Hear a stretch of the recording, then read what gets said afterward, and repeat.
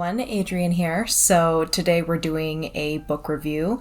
I know I've not done one in a while, but with my insanely busy schedule, with me doing my YouTube channel, working a full-time job in a field that is adjacent to healthcare, and also recently taking up aerial classes, which have been super fun, except for this little kind of rug burn I got here this morning.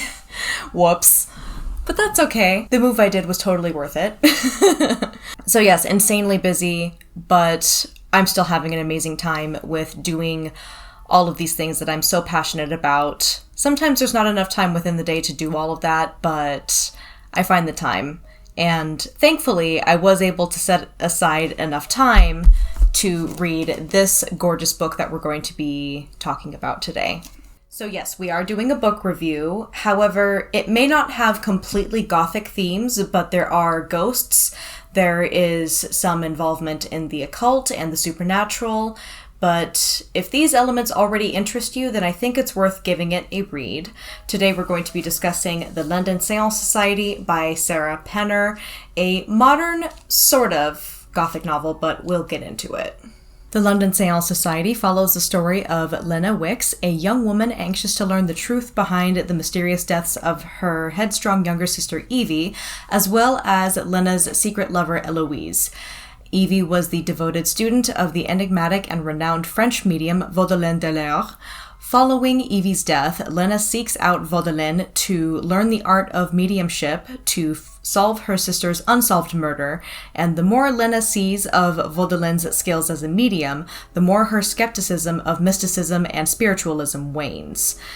Vaudelin is especially famous for contacting the spirits of murder victims to solve cold cases and give their families closure. While Lena sits on a seance one night in France, a messenger delivers an ominous note from the vice president of the London Seance Society, Mr. Morley, summoning Vaudelin back to London to investigate the death of the president of the society, Mr. Volkmann, specifically to solve it via a seance. And Vaudelin was friends with Mr. Volkmann, so she is understandably upset by hearing of his death, especially knowing that it happened after she was advised by Mr. Volkmann to leave London for her own safety. She owes it to this man that she thought of as a friend to help investigate the circumstances around his death and solve his murder, so she accepts the summons and Lena accompanies her. When their journey to London begins, Lena learns more about Vaudelin, her past, about why she became a medium, and the fact that Vaudelin has had male and female lovers. Very intriguing. Learning this fact, Lena reflects on her past relationship with her secret lover Eloise and regrets that she didn't embrace it fully before Eloise was so tragically taken away from the living world.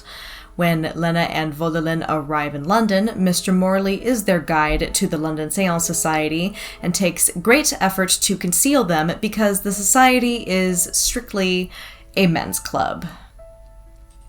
Go figure. He also provides a blueprint to the retracing of Mr. Volkmann's whereabouts in the days leading up to his abrupt and suspicious death, and yet certain clues and inconsistencies lead Lena to the suspicion that Mr. Morley may be responsible for Evie's death. Lena feels her attraction for Vaudelin grow, and yet she's pulled in many other directions by her doubts of spiritualism as this dreadful case unfolds. During Vaudelin's investigation of Volkmann's death, Lena concurrently investigates the circumstances around her sister's death, and both come to find that Mr. Volkmann and Evie were killed on the same night. Mind blown. This absolutely cannot be a coincidence. The more they investigate, the more they find that there is far more to these deaths than what appears on the surface. And the reputable London Seance Society is far more involved in a dastardly conspiracy that wraps around every part of this investigation than they could ever realize.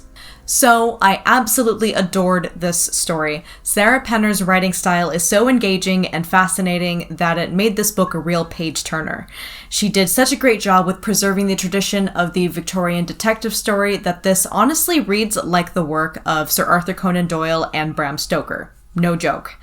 And Vaudelaine was definitely my favorite character in the story because she was so mysterious and intelligent and alluring, and I love that she plays word games because I love playing word games too, even if most of the time they're just puns, but you know what they say about puns?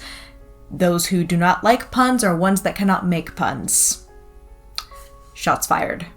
And I also love how open she is about her sexuality. It's really, really interesting. It was also really interesting to get intermittent glimpses into Mr. Morley's perspective of events of the past and present, so that kept things moving in a really, really fun way. Again, if you handed me this book and told me it was written in the late Victorian era, I would totally believe you. As a bisexual woman who loves the Victorian era and is fascinated by the spiritualism movement, I absolutely could not put this book down, and it really makes me want to read Penner's other book, The Lost Apothecary. The climax and the ending to this book had such good pacing, and honestly, the ending left me lusting for a sequel, and I sincerely hope there is one in the works. That would make me so happy, you have no idea. So yes, the story may not be exactly Gothic, but there are supernatural elements, a dreadful conspiracy, and death, which are indeed Gothic elements, but it definitely feels more like a detective story and a dark drama that just happens to have ghosts, more so than an actual Gothic novel. However, if you stuck this among my anthologies of Victorian ghost stories and Gothic Victorian tales, it would not really be out of place, let's be honest. If you need a new book in your library, I highly recommend The London Seance Society by Sarah Penner. It was a shockingly good read, and I think you'll really dig it. That being said, thank you so much for watching, everyone. You are absolutely amazing, and make sure that you subscribe for more videos on Gothic literature, some, you know, modern Gothic book reviews that may occur here and there, but it really just depends on my work schedule. And you can also learn more about absinthe. You can check out my absinthe reviews, and you can also check out some new goth bands that are out there that are really breathing new life into the Gothic subculture. These are all things I'm incredibly passionate about and I love featuring here on my channel. And thank you so much to my patrons every single month for your support. I really, really appreciate it. You guys are absolutely amazing. I could not do what I do without you. And to everyone, you're amazing. I love you, and I will see you guys next time. Bye!